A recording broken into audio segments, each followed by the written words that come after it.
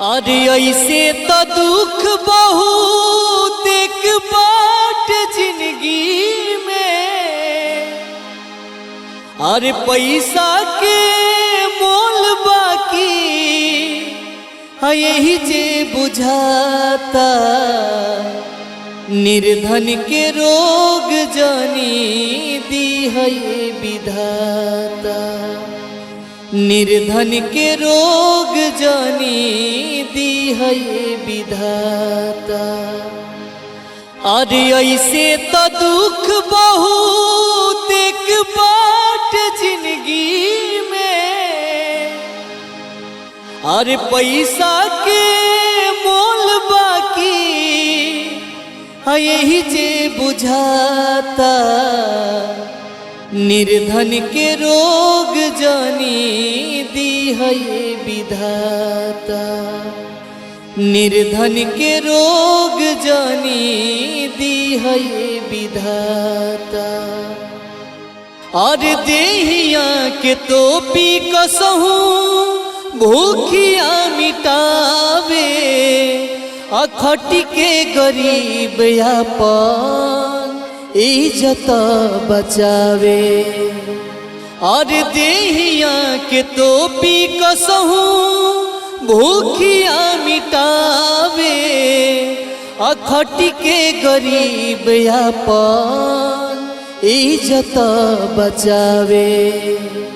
अरे ओके जदी होई जाले कवनो बीमारी, बिना रे इलाज ने औन चिचियाता। निर्धन के रोग जानी दी है विधाता। निर्धन के रोग जानी दी है विधाता। और सब काम होला भीतरी जिए के इच्छा, अब बाकी केहू मांगे तोहसे मौत के भिक्षा। और सब काम होला भीतरी जिए के इच्छा, अब बाकी केहू मांगे तोहसे मौत के भिक्षा।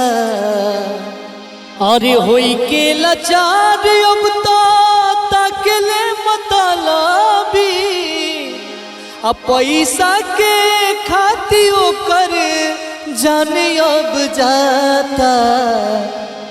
निर्धन के रोग जानी दी है विधाता। निर्धन के रोग जानी दी है विधाता। अरे ऐसे तो दुख बहुत एक बाट जिंदगी में। अरे पैसा के मोल बाकी यही जे बुझाता, निर्धन के रोग जानी दी है विधाता। निर्धन के रोग जानी दी है विधाता। अरे ऐसे तो दुख बहुत एक बाट जिंदगी में। अरे पैसा के मोल बाकी यही जे बुझाता, निर्धन के रोग जानी दी है विधाता। निर्धन के रोग जानी दी है विधाता।